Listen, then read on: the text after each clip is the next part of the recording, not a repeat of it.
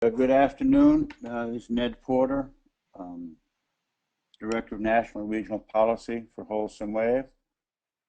Want to welcome participants to the Advocacy and Food and Agriculture Policy Perspectives of National Farm and Food Advocacy experts.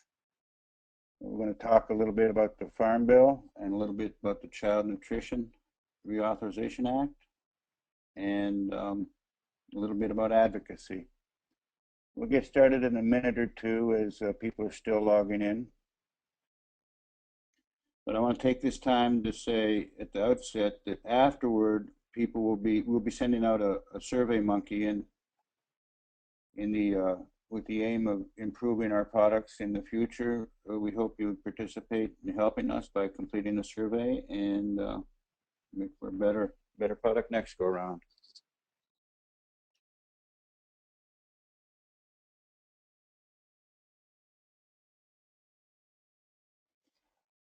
For those of you who are on and are familiar with GoToMeeting webinars, on the panel, the control panel, the 1, 2, 3, fourth pull down tab is questions. Submit your questions written, and I will be fielding them, and I will be moderating the question section after each Sarah and Helen's parts. So that would be the way to get questions asked, through me and that electronic wizardry there. It's 4 past, and we've got 33 people registered, so I'm going to get started. As I said, this Food and Ag Policy webinar is intended to help you understand what the Farm Bill and the Child Nutrition Reauthorization Act are, and each is important to all three of us. This webinar consists of Wholesome Wave, a National Sustainable Agriculture Coalition, and the National Farm to School Network. And so we're going to be presenting what's in each and what the differences are. And we're also hoping to give you a better understanding of the process for the Farm Bill and the Child Nutrition Reauthorization Act, and what may be happening with amendments as they come through. And I'll briefly be touching on nutrition incentives, which are important to what Wholesome Wave does. And then hopefully we've given you enough education that you feel empowered to participate in the process going forward, because it's going to be a lively session in the House when that comes up. The agenda is pretty straightforward. Sarah Hackney with the National Sustainable Ag Coalition is going to talk about Advocacy 101, and she'll take 20 minutes to do that. There'll be 10 minutes of questions afterward. She'll be followed by Helen with the National Farm to School Network. She'll speak for 20 minutes, and then there'll be questions on that, and then there'll be sort of a wrap up and let you know what's going on.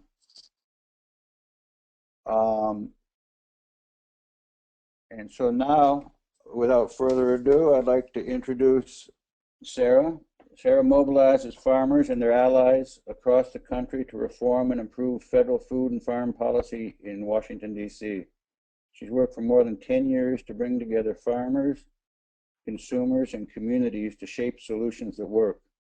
She's an avid home cook and gardener, and in the past, her work has focused on improving small farm viability, increasing access to fresh food, and building leadership in rural communities. She has a BA from Dartmouth College, and without further ado, Sarah, take it away. All right. Thank you so much, Ned. Can you hear me? I hope folks can any of our presenters hear me? Just want to make sure my audio is working okay. We're going to take that as... Yes. Hey, Sarah, your sound is yes? great. Thank you. Okay, wonderful. Just wanted to make sure. I've been on webinars before where that wasn't the case. So awesome. Thank you guys. Hey everybody. Thanks so much for making some time to join us this afternoon. I will say your timing is fantastic. If you're interested in food and farm policy, there is no better time to be getting engaged with what's going on, because it is literally in action right now in Washington, D.C. So I'm going to talk. So Helen, my friend Helen, is going to get into some of the nuts and bolts of just what exactly is the Farm Bill, and what does federal policy look like in a few minutes. But before we go there, I'm just going to do a little bit of big picture discussion about what does advocacy look like for someone like you who's busy. You've got a job, you've got a life, you've got a farm maybe, or a farmer's market. What does advocacy look like, and why does it matter, and how can you do it effectively with limited time? So we'll talk a little bit about that, and hopefully then when Helen comes on, you'll have both the how-to and the motivation to say, yeah, I do want to get involved in this. So just a little bit of background. I work for the National Sustainable Agriculture Coalition based in Washington, D.C. NSAC has been around for 25 years, and we work here in Washington on a huge array of issues, from conservation to local food, and we work on pretty much every big piece of food and farm policy that comes out of Congress. We basically, if it has to do with food and farms, we probably work on it. And it's really our job to make sure that federal policy here in D.C. helps farmers succeed, protects the environment, and keeps our food safe and accessible. That includes things like making sure that farmers can access conservation programs on their farm, to helping protect and improve sources of funding for farmers markets, for local food initiatives, for food hubs, everything under the sun.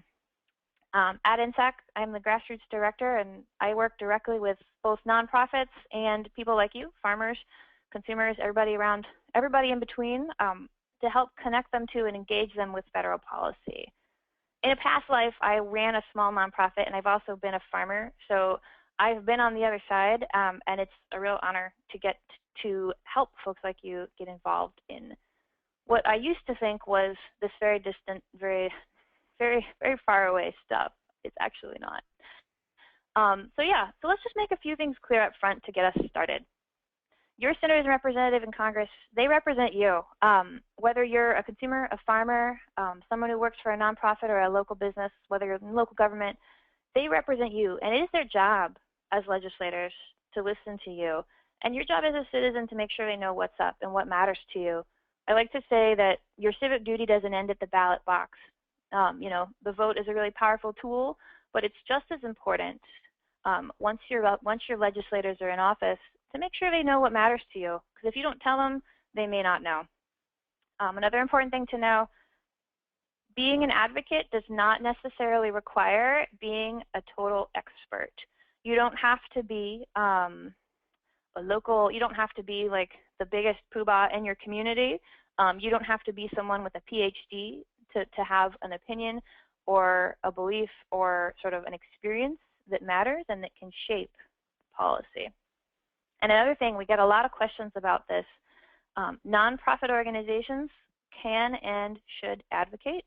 There are rules about how and when they can do so. If you're unsure about that, if you or your board is not sure, we recommend checking out the resources at Alliance for Justice. They're a national nonprofit. I can't remember their website off the top of my head, but it's just Alliance for Justice. If you Google that, they've got really great, clear resources for any nonprofits who might be a little concerned, wanting to make sure that when they advocate, they do it safely and legally. Just want to make sure you totally can. But here's the most important part, and I'll say it, said it once, I'll say it again. Your constituent, every single one of you, has 2 senators and a representative here in Congress. You've got to vote. You also have an important story to tell. If you're on the call today, that's because you care about this kind of work, about food and farm policy. And your story, the reason that you are interested, is something that's important for them to hear. And most importantly, they want to hear from you. We hear it all the time. We work here in DC. They don't ever hear it. They would so much rather hear from a constituent back home who can talk to them about where they come from, about what's going on at home, than they would hear from an army of lobbyists here in Washington. You have that pleasure. They actually want to hear from you. So let's go behind the curtain a little bit just to set the stage. A lot of folks, before I moved to DC, I didn't really understand how policy got made, and I kind of wondered, well, why doesn't Congress do anything? What is going on? Are those people just sitting around twiddling their thumbs all the time? Because I don't see a lot of action coming out.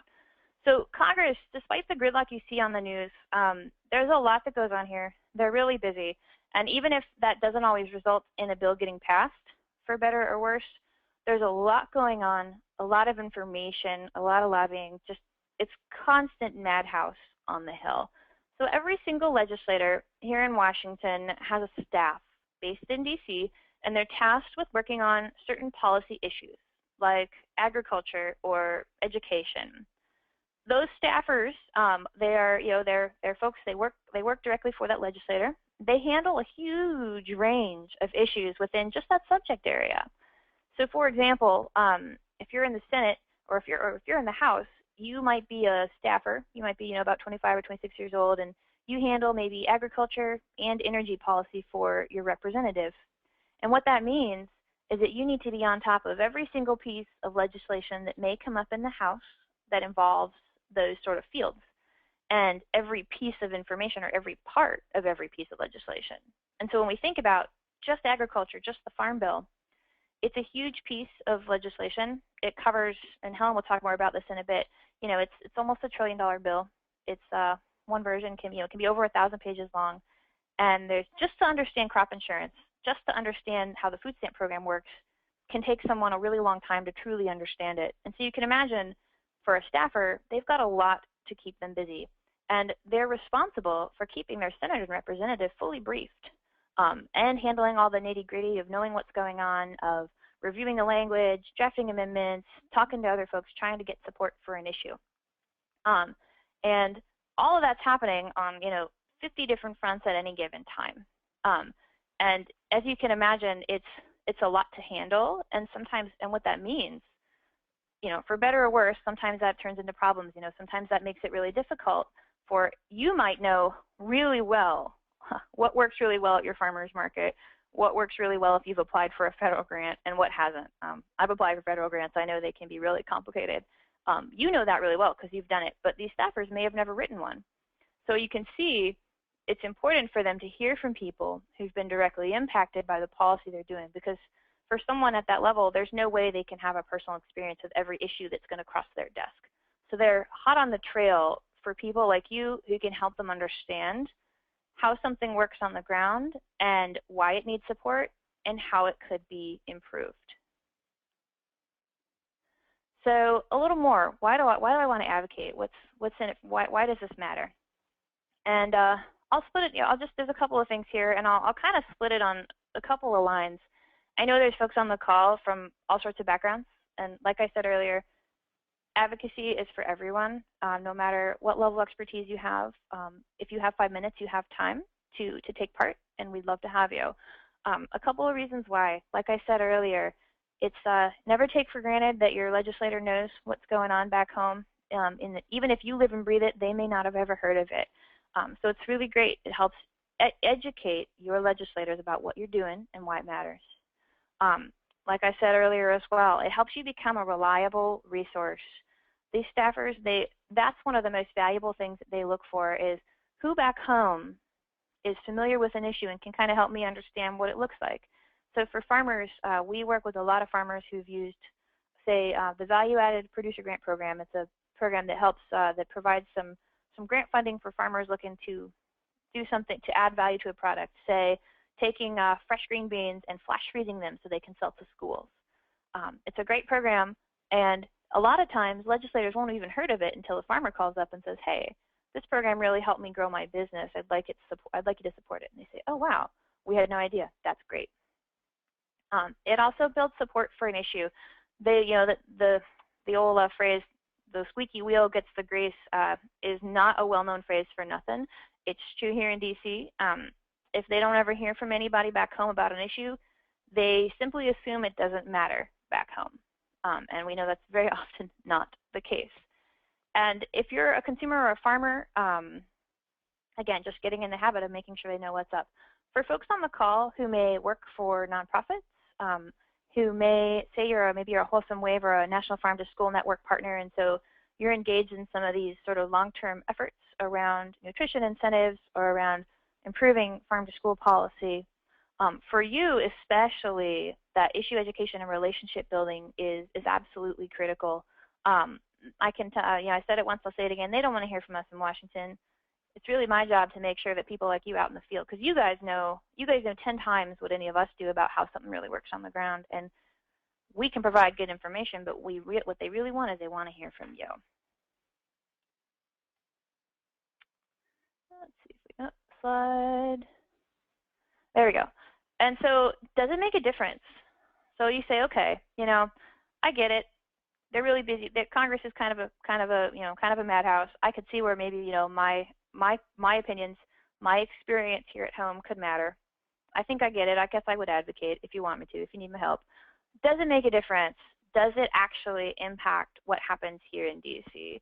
And the answer is absolutely yes. We would not have in the Farm Bill any money for things like farmers markets, for things like nutrition incentives, for things like conservation on the farm. We would have none of that without the many, many years of long and sustained work from organizations and grassroots folks like you. So absolutely yes. And let me just give you one example.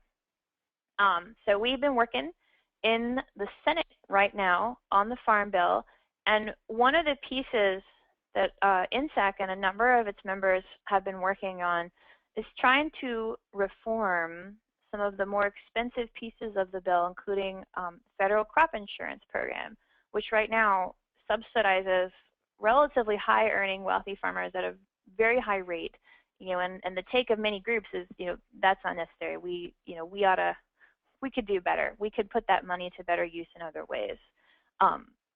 Now, Senate leadership, they weren't too keen about that. They kind of, you know, they'd faced a lot of lobbying to say, no, we need to keep it exactly where it is. And the thing that made the difference, the thing that helped us to achieve a really great first step in the Senate just 2 weeks ago was really a three-part piece. It was people on the Hill meeting with offices. It was voters like you calling and emailing by the thousands around the country saying, we're paying attention. This is not a place where we want you to be investing our tax dollars. We want you to invest it somewhere better. And then the media picked up on it. The media said, oh, wow, okay, this is really big. And what that does is that tells your senator representative, wow, people back home care about this. I want to make sure I vote in line with what my constituents feel. So, okay, it helps. It's awesome. It really makes a difference. How do you do it?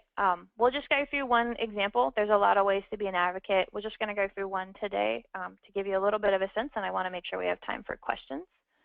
So pretty easy, 3 simple steps. Let's start with step 1, do your homework. So one of the things that, that is the fastest way to not be helpful in terms of advocacy is to not pay attention to kind of what's going on and where we are, what exactly is going on in Washington, D.C. And I'll tell you, a good action alert or an email or a call to action from an organization like the National Farm to School Network or Wholesome Wave or the National Sustainable Ag Coalition, if it's done well, it should give you all the information you need to reach out. But you want to make sure you know what's going on, aka what's at stake right now. Where is the action? Is the Senate at work? Is the House at work? Is this something that is at the president's desk? You want to do a little thinking. Why does this matter to me? This is an issue that impacts my farm. This is an issue that impacts my farmer's market. This is something I care about as a consumer. And how does it impact me? Like I said, this is not a 2-hour Google adventure. This is something that a good action alert or our website should be able to tell you. But you want to make sure you know. I can't tell you, I monitor a Twitter account, and a lot of people will retweet. Sometimes we'll see someone retweeting something from a year or 2 ago, and we say, well, oh, they probably should have checked that link before they retweeted because that happened 2 years ago. So it's worth taking that 5 minutes just to make sure you have a little sense of what's going on. And number 2, okay. So you said, all right, I got this great email. I hear what's going on. It looks like Congress is working on the Farm Bill, and there's an opportunity to increase funding for some programs that will really help my community. Awesome. I'm going to make a phone call. It is about the easiest thing in the world, and we're going to spend a few minutes walking through it. So the first thing you got to do is you got to dial the number. Good email or website should include the number for your rep or your senator or the congressional switchboard where you can just tell them where you'd like to be sent. And it's really simple. These are offices that's, like I said earlier, it's their job to listen to you. They want to listen to you. There's somebody in every single office on Capitol Hill who answers the phone. And they hire those people to be friendly, to be welcoming, and they're people who are really people. They got a like answer on the telephone. So you greet that person. It's probably, someone who sits up front at the office. You introduce yourself. You say, hey, this is, my name's so-and-so. I'm a voter back home. And then you want to ask, in the case of the Farm Bill, to speak to their agriculture legislative assistant. When you know how we talk about everybody has a staff here in DC, that agriculture legislative assistant is the person who handles Farm Bill policy.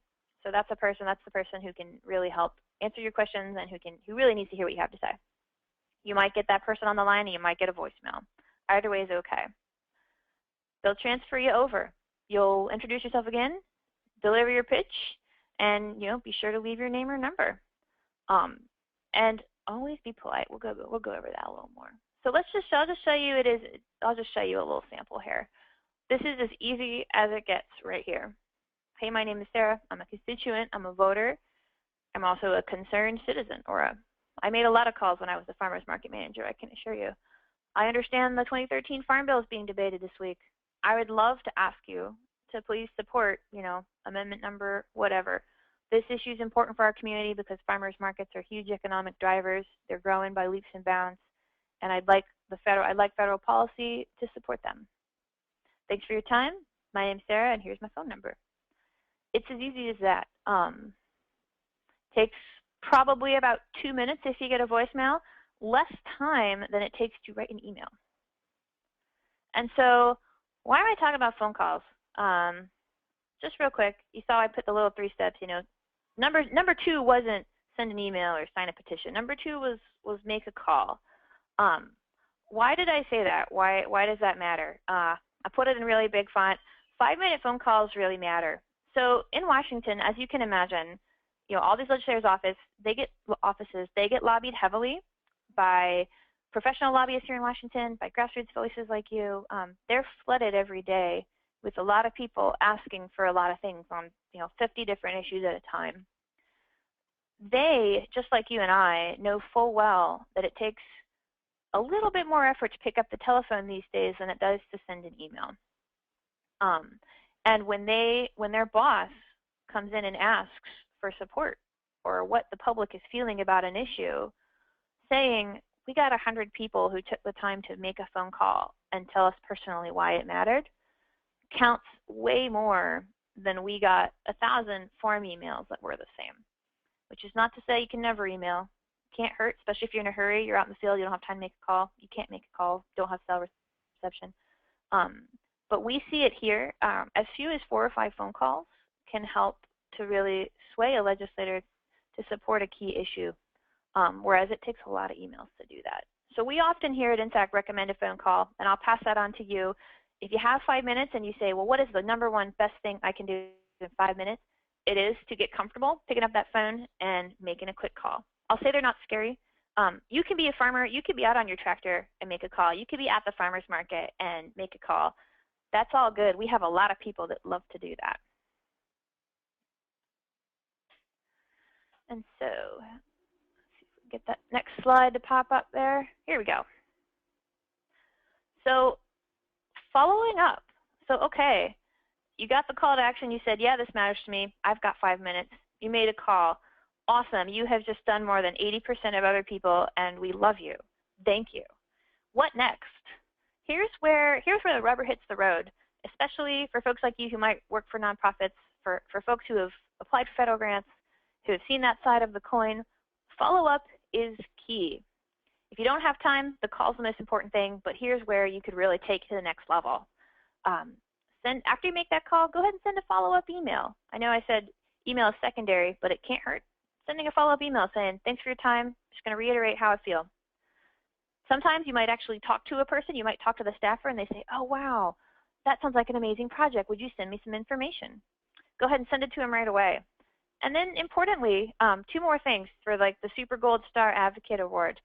Keep an eye on what happens next. what did your senator or representative take the position you hoped they would on that issue? What actually ends up happening? And if they do, we want to make sure they know that. They, like everyone, love praise. I like praise, you like praise.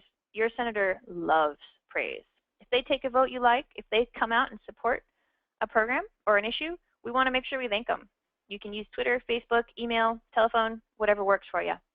And then for those of you who maybe work with a farmer's market or have a warehouse or a food hub or anything along those lines, a school, a really awesome farm-to-school program, get in touch with your senators and representatives' field staff. They all have staff based back home, back in their home state, and they love to look for events and places that the representative or senator can visit when he or she is home. You probably are doing amazing things, and there's no better way to drive that home than to invite them out.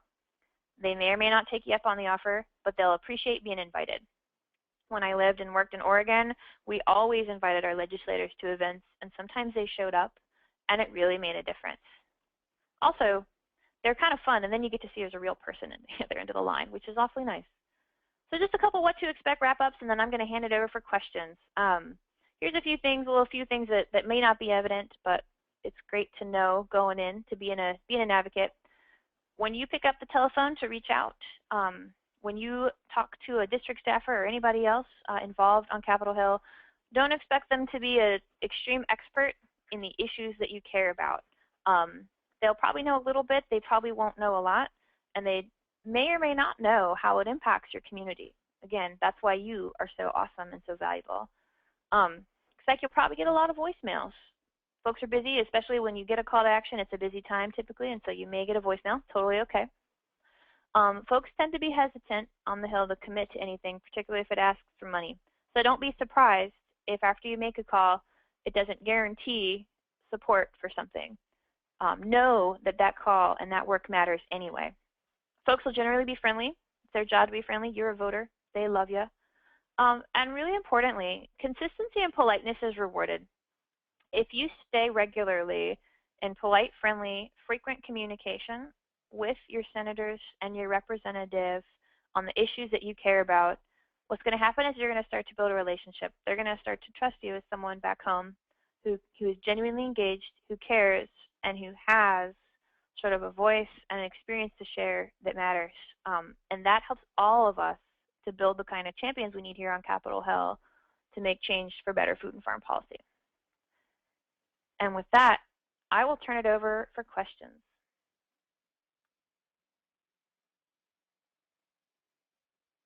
Well, thanks for that. We've concise description of advocacy.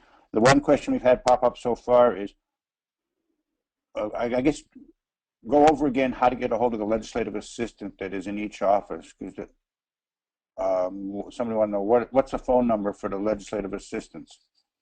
And that's a great question. Yeah. So, so what you can do, the easiest way to do that is you can either use what's called the Congressional Switchboard, and if you just Google Congressional Switchboard, you'll get that number. That's kind of an old school switchboard where you pick it up and you'll be connected with your senator or representative's office. And when the person answers the line in that office, all you have to do is simply identify yourself and ask for, and say, you know, hi, my name is so-and-so, I'm a voter, I'm also, you know, I'm also a farmer. I would like to talk to, you know, Senator Merkley's agriculture legislative assistant, please. And that's all it takes, and they'll know exactly what you're talking about. And that term, the agriculture legislative assistant, is going to be the same in the Senate and House, and that's going to get you through. And as you get to know people, it's pretty typical that you'll call that main line and get connected through. And once you get on the phone with them, you know, go ahead and ask their name. Have a little chit chat if you get time, if they have time and you have time. Get to know who they are a little bit, and make sure you do get their name. And likely, if you have a real conversation and you are able to, you know, they ask for some follow-up information, they'll send you as well their email, and then you can be in touch that way as well. And another one I'd like to add to that, if I may, Sarah, is that most of the three of us, the National Farm to School, NSAC, and Wholesome Wave, if we send out action alerts, they will, and asking people to call their members of Congress or the senators, we'll have a search function. You type in your zip or your zip +5, and it will pop up with the contact information as well. So there's two ways to go about that. Absolutely. And like I said earlier, a good action alert is going to give you that number and make sure you have, that's what, you know, our job as organizers is to make sure that folks like you guys have the tools you need to quickly and easily make a call. Absolutely. Okay, if there appear to be no more questions coming in on this part of it, we're going to bring Sarah back toward the end to talk about next steps and wrap up, help us wrap up. But for now, I'm going to hand off to Helen Dombalis. She serves as the Policy and Strategic Partnerships Director for the National Farm to School Network. It's good to see someone whose job title is more of a mouthful than mine, so thank you for that, Helen. She has researched the role of local and regional food systems in bolstering community economic development and public health. She serves as a policy co-chair for the American Public Health Association's Food and Environment Working Group. A native of Raleigh, North Carolina, she received a Master of Public Health and a Master of Social Work from University of North Carolina at Chapel Hill. And with that, I'll hand the baton over to Helen. Great, thanks, Ned. I'm delighted to be here today. So good afternoon, everyone. Before I dive into Policy and Advocacy 101 and really get into specifics of the legislative process and the Farm Bill and Child Nutrition Bill, I'll just spend a few slides providing folks with information about the National Farm to School Network, since some of you might not be familiar with us. I know the food systems work that Wholesome Wave does is really connected to the work that we do at the Farm to School Network. You know, it's all part of local and regional food system development. So I just want to be sure to highlight who we are and what we do so you know how to stay connected to our network after this webinar ends. So with that, just to start, as it says here on the slide, the National Farm to School Network envisions a nation in which farm to school programs are an essential component of strong and just local and regional food systems, ensuring the health of children, farms, the environment, the economy, and communities. So as you can see here in the vision of the National Farm to School Network, it very closely aligns both with Wholesome Wave and the National Sustainable Agriculture Coalition, of which we are a member organization. So when we talk about farm to school programs, I want folks to keep in mind that it's an approach as opposed to a predefined program. I do get that question a lot of kind of how do you start the farm to school program? So it's a set of practices that really make the whole, but not a specific prescribed approach. So broadly, farm to school initiatives connect schools and farmers and communities, as I said before, in this larger movement to really strengthen local and regional food systems and reinvigorate local economies. So as you can see on the slide, there are kind of four distinct components of farm to school. Local procurement, so getting local food into school cafeterias and into school meal programs. School gardens, food and agriculture curriculum, and then the last is experiential education, and that's everything from farm tours to cooking demonstrations to taste tests. So a lot of different activities. This slide shows our network, the Farm to School Network. So I'm one of our national staff, and then we have regional leads, which I'll show in a moment, and state leads. And I want to highlight this for you all just so you know that no matter where you live, there's an opportunity and a way to stay connected to our network. And then beyond our regional leads and state leads, it extends down to the more than 7,000 food service directors, farmers, parents, and others who have joined our movement. So we have the Farm to School Network divided up into 8 regions that are listed here, the regional lead agencies, and I'll just leave this slide up for a minute so you can see which region you're in and make sure you know how to connect with the organization that heads up Farm to School for your region.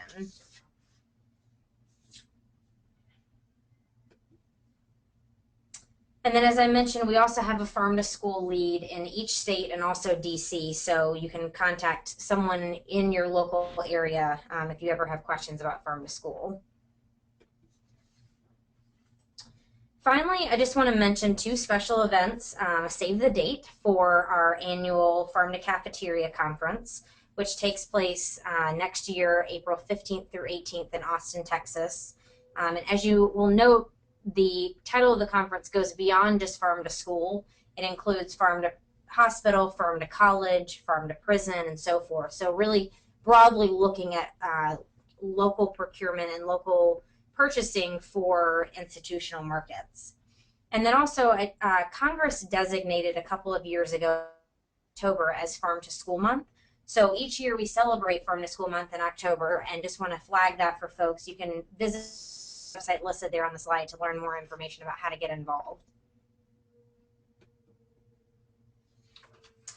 All right, so I will now dig into the meat of this presentation, really talking about policy, how a bill becomes a law in the legislative process, and then we'll walk through the Farm Bill and the Child Nutrition Reauthorization.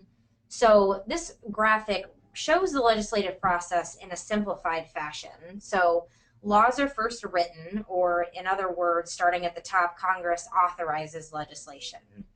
And then, unless a program has automatic or what they call mandatory funding, it has to go through an annual process for getting funding, which is your appropriation, so that next line down.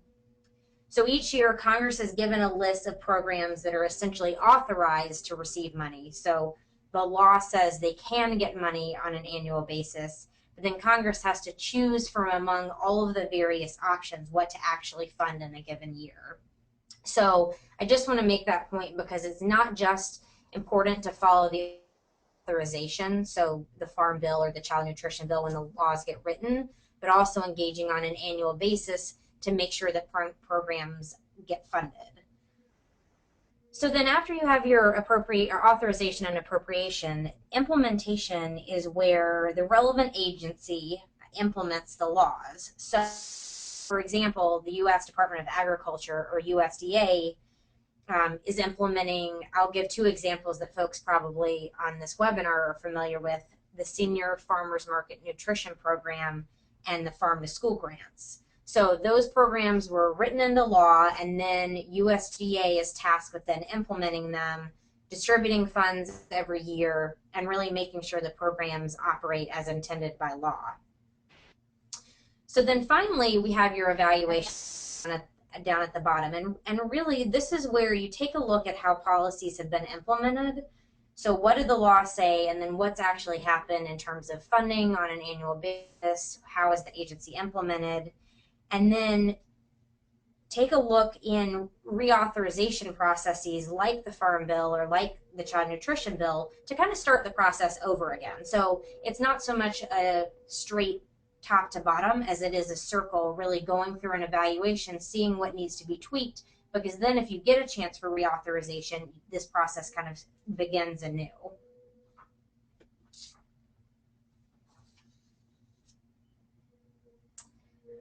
Oops, sorry folks, my slides are not advancing. There we go. Okay, so I'm going to just spend a couple minutes now walking through the legislative process in more detail.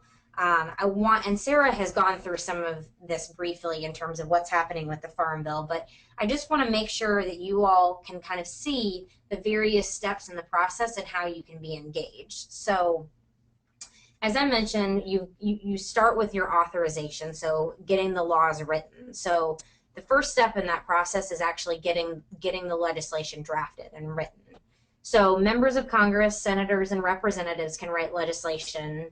Their staff can write legislation. And then as the slide notes, advocacy groups like Wholesome or the National Farm to School Network or NSAC can write legislation, and then all of you. So legislation can really be shaped and influenced by each and every one of you that's on this webinar today. You can give ideas from your community about what's needed, what tweaks would be helpful, what new program might be important, and share that with members of Congress or with advocacy groups to really make sure that what you're wanting is written into law. So then after that happens, a member of Congress will introduce the bill, the piece of legislation. It'll get assigned a bill number, and then it'll get assigned to a committee and subcommittee based on its relevancy and the issues covered in the bill. So from there, once the bill is assigned to the committee, it will go through a series of, as you can see here, hearings, and then a committee vote. So hearings are basically where experts are brought in to testify and share information that can help inform the knowledge level of the members of Congress with respect to the piece of legislation that's being discussed. So, you know, one of you could come in and talk about how the Senior Farmers Market Nutrition Program or a farm to school grant has worked for you and in your community. And then you have a markup, which is essentially where the committee goes through a process of making amendments to the bill. And then finally, once they've gone through that amendment process, voting and assuming it passes out of committee, moving it to the next step in the process, which is the floor. And so for the floor, that simply means the full Senate or the full House. So from there, the process, as we saw with the committee, kind of starts again. You go through the bill again, you have a debate, you have more amendments, and then you have a full vote like you did in the committee. And then assuming that the bill passes out of the Senate and passes out of the House, the next step is the conference committee. And the conference committee is just a way of saying that you pull together members of Congress that have been involved with the bill in the Senate and the House to kind of compare the two bills. Because at this point, you've got your Senate version of the bill and your House version of the bill, and there are going to be discrepancies in policy, discrepancies in funding. So needing to take those two versions of the bill and pull them together, compare and contrast, and come up with an agreement on a final merged version that goes, as the next bullet point shows, back to the Senate and the House to approve of that conference bill. And then assuming that happens, assuming the full Senate and House agree on that conference bill and vote on it, it of course then goes to the president to sign or veto the bill. So I know that's a lot. Again, the main takeaway and the reason I wanted to walk through that is that there are so many opportunities for all of you to get involved throughout the entire legislative process. So it's everything from providing ideas for legislation to simply just answering questions and talking about the work that you all do. You know, Sarah talked about that earlier. And then things like, of course, calling your senators to vote on an amendment. So there's so many different ways and so many in the process that you all can really help shape our nation's policy. So I just want to make a note here about omnibus legislation because that's a term that's often thrown around when we're talking about bills like the Farm Bill and the Child Nutrition Bill. And basically, omnibus is it's a fancy way of saying a compilation of a lot of different laws. So I've written down here two examples. So the Farm Bill is omnibus legislation. It takes lots of different smaller pieces of law and lumps them all together to get reauthorized on a regular basis. And then the same goes for the child nutrition reauthorization. So one example of a law that's included in the Farm Bill is, as the slide says, the Farmer to Consumer Direct Marketing Act, which gets into, as the name implies, farmers markets and other ways that farmers are really selling directly to consumers. And then for CNR, the Child Nutrition Bill, that gets into and includes the Richard B. Russell National School Lunch Act. So again, just want to get folks to notice that when we're talking about the Farm Bill and the Child Nutrition Bill, it's actually lots of little bills that make them up. As the slide says, the Farm Bill and CNR are reauthorized about every 5 years, about being, of course, the key word because as we've seen for folks who've been watching with this Farm Bill reauthorization, it doesn't actually happen about every 5 years it's written into law. And then lastly, I want to make a note because I've gotten this question a lot also. Each time the reauthorization, you've got new members of Congress, you've got different chairs and ranking members who really care about particular issues. So the bills get new names. So the 08 Farm Bill, for example, as you can see, was the Food Conservation and Energy Act. And then we're expecting this time, if we wrap up the Farm Bill this year, you know, the economy and jobs is a really important issue right now for the U.S. So we're seeing the titles of the potential farm bills this time around having jobs in the title. So it changes every time depending on what's relevant and important and who's in leadership. And then 2010, this child nutrition reauthorization was called the Healthy Hunger Free Kids Act. So here's the full picture for the Farm Bill. Thanks to the work of Sarah and the National Sustainable Ag Coalition for designing this really useful and beautiful graphic that helps lay the process. You know, as you can see, if you look up at the top, you've got your agriculture committees in the Senate and the House. They marked up or amended their versions of the Farm Bill back in mid-May. Where we are now, the Senate is right now in the process on the floor, as the graphic shows, of debating their version of the Farm Bill. And then the week of June 17th, it's expected that the House will start their version of the process. And then, again, just to recap, once assuming the full Senate and House complete their versions, it'll go back to conference, then go back to each of the bodies for a final vote. And then, of course, the last step again is going to the White House. So, you know, again, reiterating, so many steps in the process, so many ways for you all to be involved. So I'm now going to just spend a couple of minutes going through some specifics on what's in the Farm Bill, what it costs, and answering some of those kind of what's included basic Farm Bill 101 questions. So this is a list, and the graphic also shows what the titles or kind of chapters of the 2008 Farm Bill were. A lot of people think of the Farm Bill and know it as having two primary thrusts. So SNAP, or the Supplemental Nutrition Assistance Program, formerly called food stamps, and then commodity programs. And when people hear the Farm Bill, those are the things that they most often think about. But the truth is, as you can see here, that the Farm Bill really funds a whole range of other titles and programs and policies, everything from rural development to conservation to organic agriculture and farmers markets. So there's a lot in there, and thus a lot of key folks involved, which I'll show you in a moment.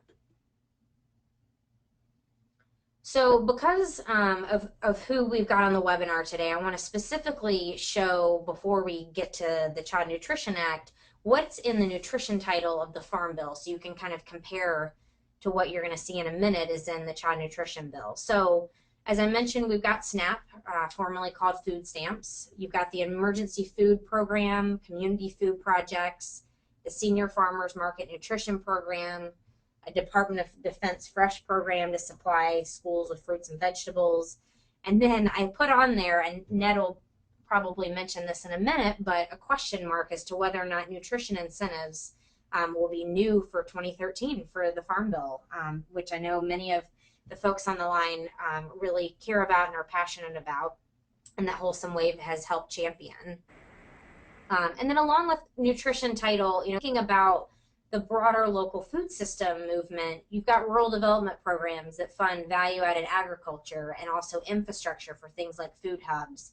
And then, of course, your research and marketing programs really help support local food, make sure that we know about the impacts of local food systems, and we know that marketing programs work to really help bolster those food systems. So as you can see, you know, from the previous slide, there's so much that goes into the Farm Bill, and then even specific to what you all are interested in, there's just so much included and so much covered.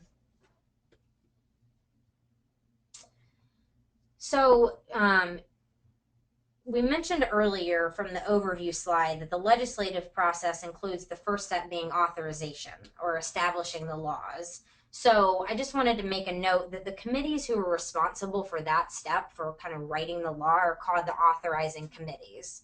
So for the Farm Bill, that's the Senate and House Agriculture Committees. And then on the right-hand slide, you know, we've talked about what's been happening with the Farm Bill more recently, but just want to make a note that the 2008 Farm Bill actually expired October of last year, and then over New Year's, Congress extended the Farm Bill, which will expire this coming October. And so that's why now, this spring and this summer, they're in the midst of trying to get a full 5-year reauthorization completed. before that extension of the bill expires.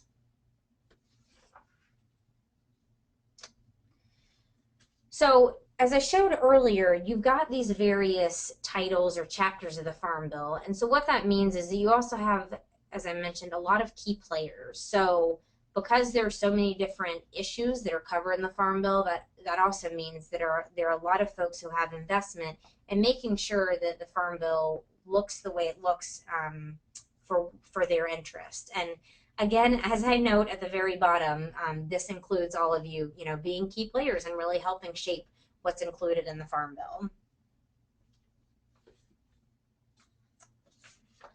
And then finally, before we switch to the child nutrition reauthorization, I mentioned this earlier, but folks kind of think of the Farm Bill as having the two big thrusts. The biggest, as you can see in red, is SNAP and other nutrition programs, and then behind that, commodity programs.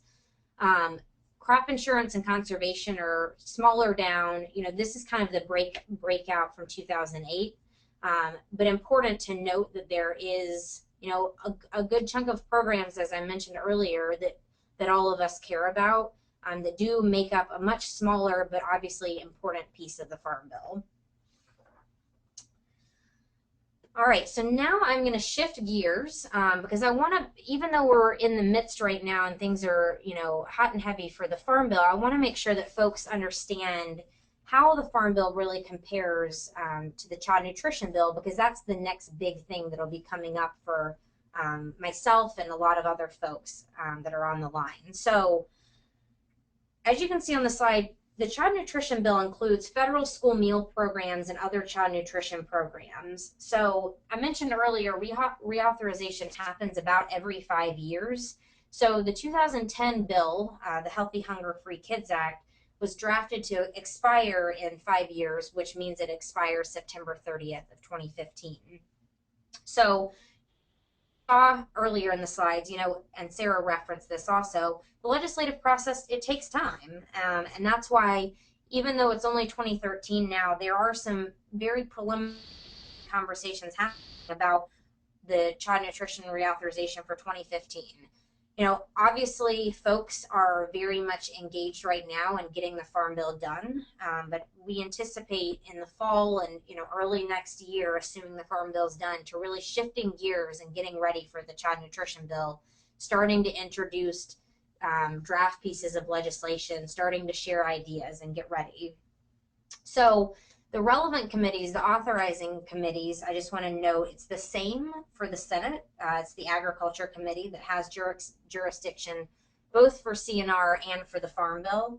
But in the House, I just want to note that it's a different committee. It's actually the House Education and Workforce Committee, meaning that for folks who will be engaged with the Child Nutrition Bill in the next couple of years, there will be some new members of Congress, some new players, some new staff, and then obviously new organizations to engage with.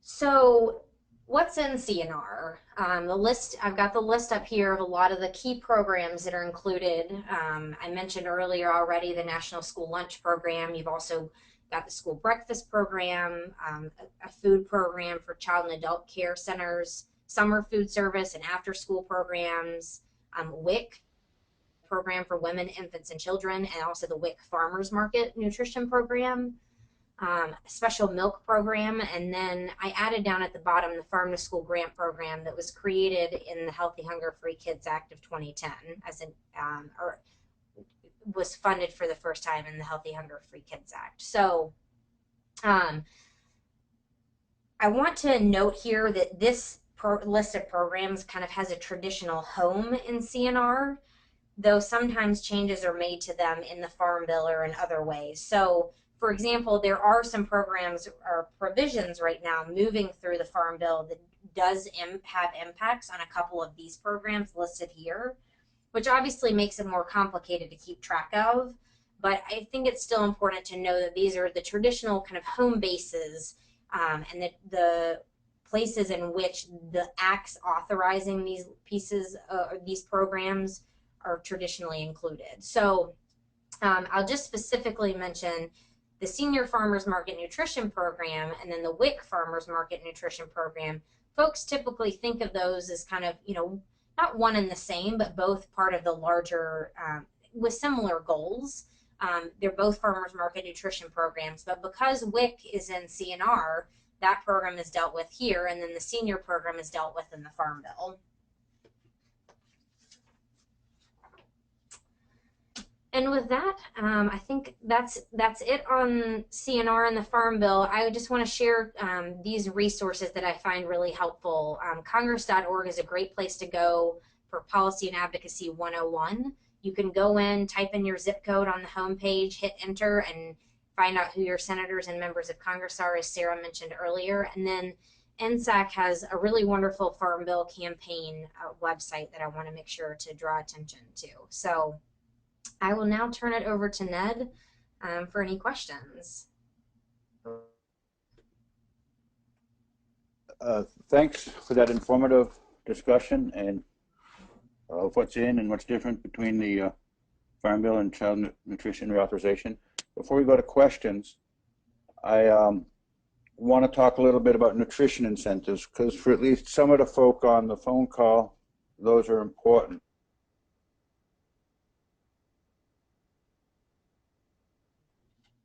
Creates within the Hunger-Free Community program incentive grants to provide, it's mandatory money that the U.S. must be appropriated. So $100 million over the life of the bill, and it's starts at $15 million in the first year and winds up at $25 million in the second year.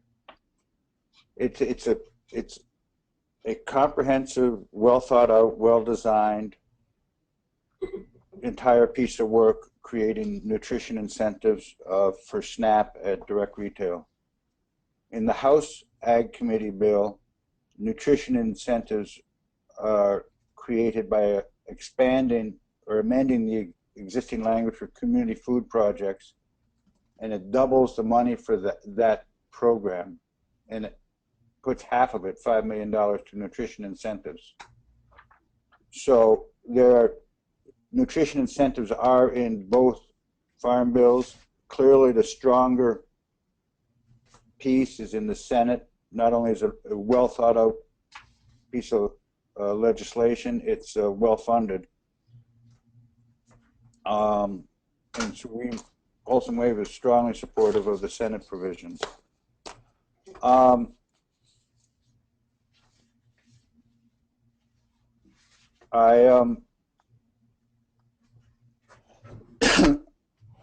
have a couple questions for you, Helen.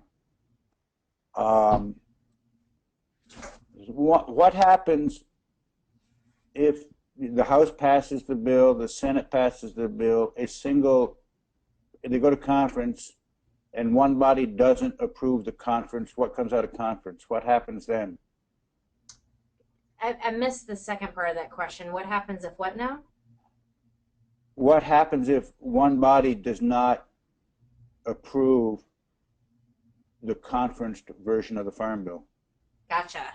Great question. Yeah, and this is where, Sarah was saying earlier, kind of folks outside of Washington will look and just think that Congress is, not getting things done. But, I think that it's because what you're describing, Ned, can and does happen. So, it's possible that it'll get to a point where we just cannot move forward. And folks might have seen in mainstream media, there are predictions that funding levels, or rather amounts of cuts to the SNAP program, could be that holdup this time around. The Senate bill has much less substantial cuts to SNAP than does the House. And there's also some differences on commodity programs that, ultimately when you get to conference, they might just not be able to agree upon, and then the bill's kind of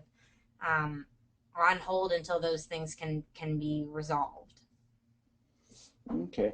And then someone asked a question, it's a little off point for this topic, but want to assure them it'll be answered, about how to get school gardens built into the school curriculum, but I think that's something we can address offline.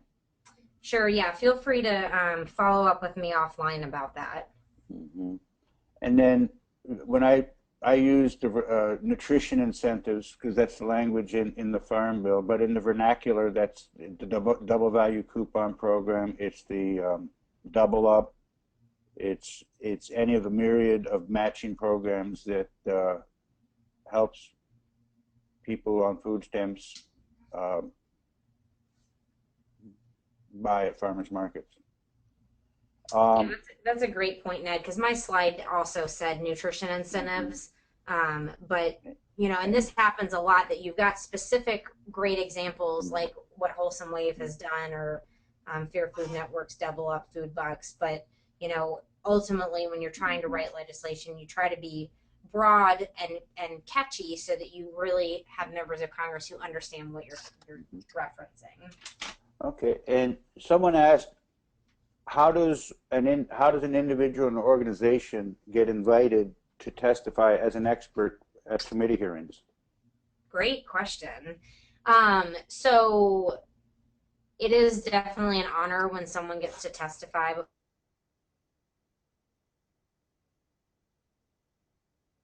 It takes years of relationship building, like what Sarah described earlier.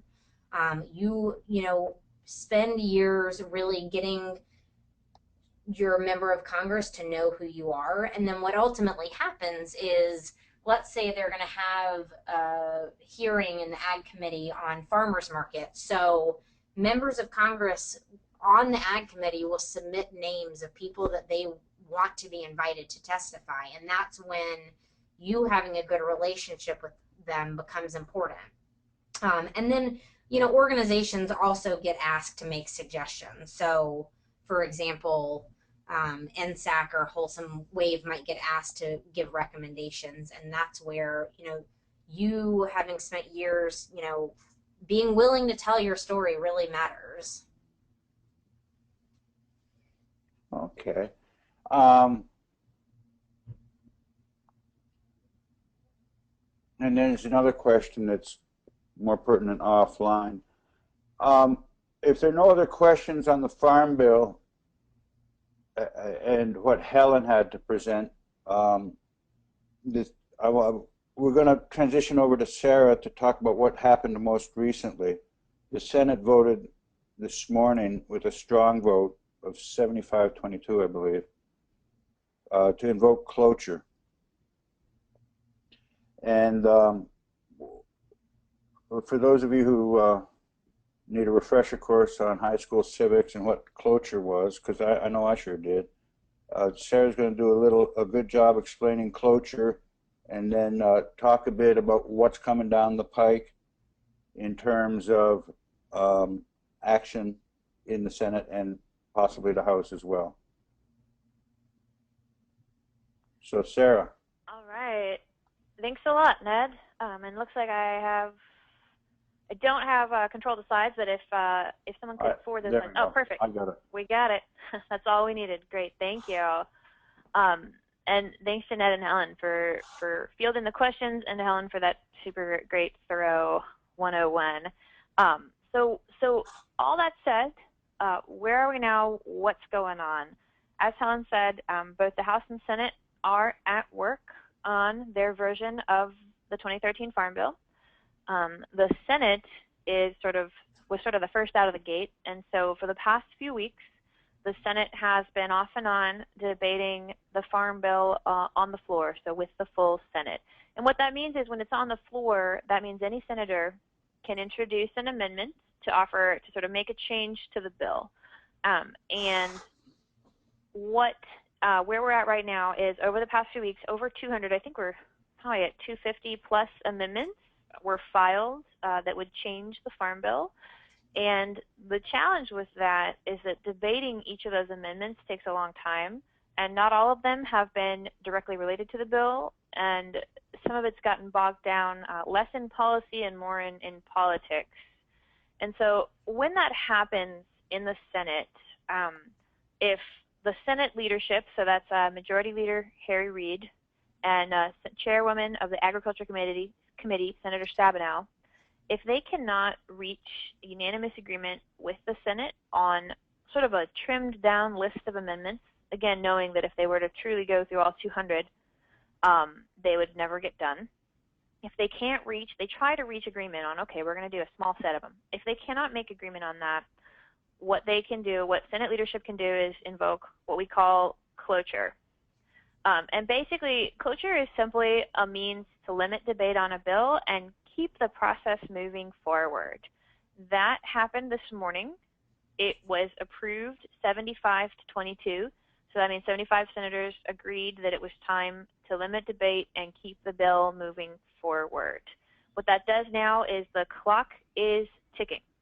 The Senate now has 30 hours of debate remaining, which sets them up for a scheduled final passage vote at 5:30 on Monday afternoon.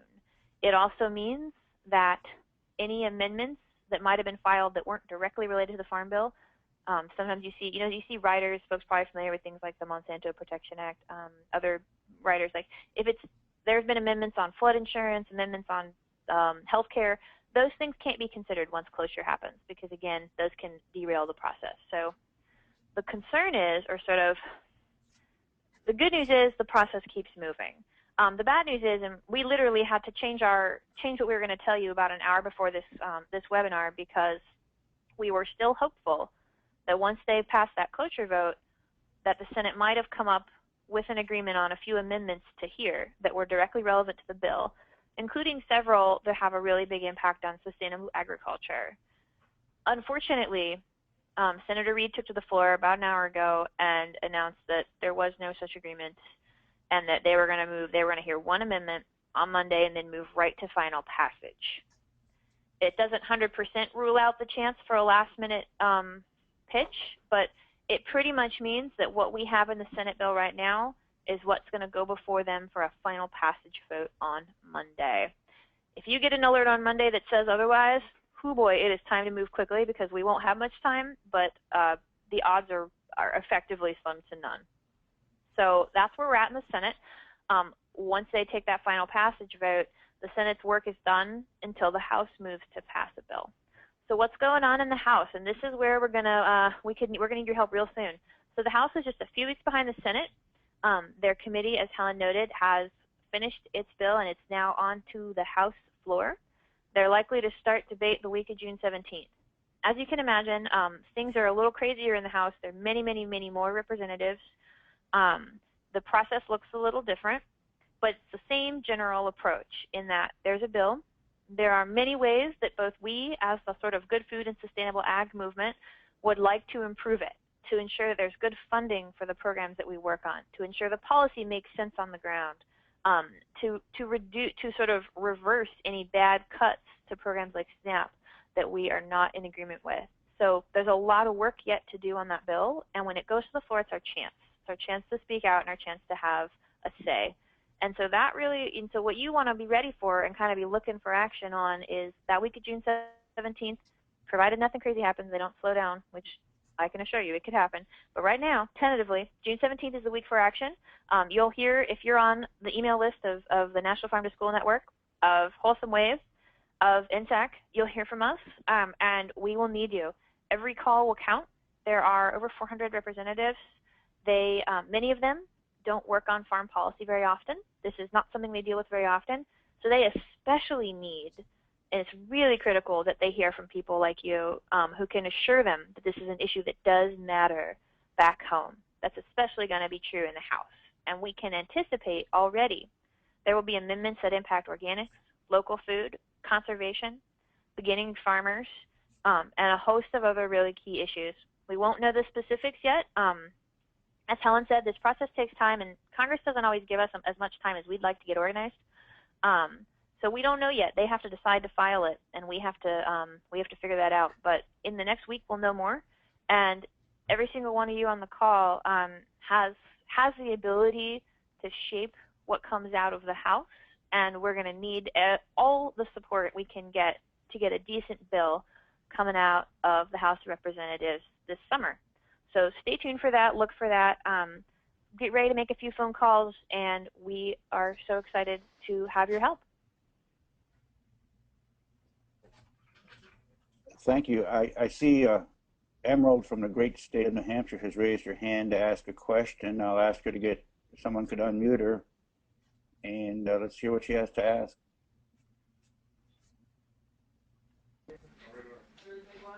Hi, Emerald. You're Emerald. not unmuted.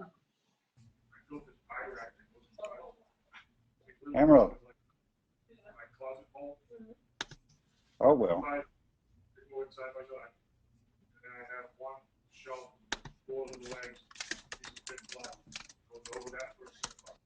Let's see if we have any other written questions coming down the pike. Oh, I see. If there are no other questions, and I haven't had any come across the little message board recently, I just want to reiterate our desire, our hope that you take 5 minutes or so to complete SurveyMonkey and help us improve the product for the next go-round. The recording and the presentations will be shared with the participants after this. And if there are no other questions, we can draw to a close this webinar. And I want to thank you all for registering and participating. And those of you who asked questions that didn't get answered, they were perhaps a little off point for this topic, but they were all very good, and someone will follow up with them and respond to you directly. So with that, I want to thank you and draw this to a close. And if you have any questions, follow up with any of us, and we'll do what we can to help you out. Thank you.